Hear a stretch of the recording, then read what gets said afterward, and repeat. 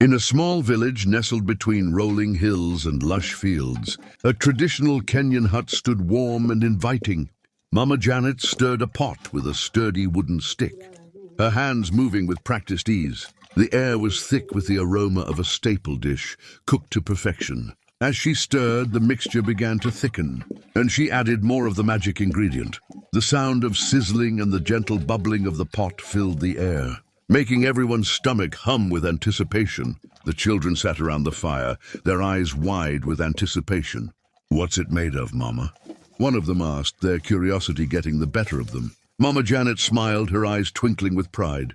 "It's made from the golden grains of our land," she said, her voice filled with a deep sense of pride and tradition. "The maize is milled into flour, and then we cook it into ugali, a dish that's been passed down through generations." The children's eyes lit up as they watched the mixture transform into a soft, fluffy delight.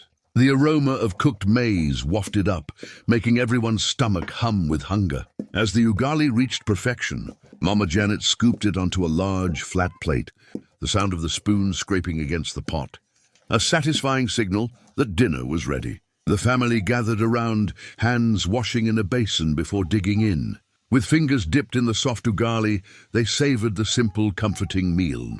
Baba Kofi took a bite and his eyes lit up with delight. The children giggled and Mama Janet beamed with pride, happy to have brought her family together with a meal that was both nourishing and joyful. The family shared stories, laughter and love, their bellies full and hearts happy. This is the magic of ugali, a dish that brings people together and warms the heart. As the sun began to set, casting a warm orange glow over the village, the family lingered around the table, reluctant to break the spell of the meal and the moment they shared together.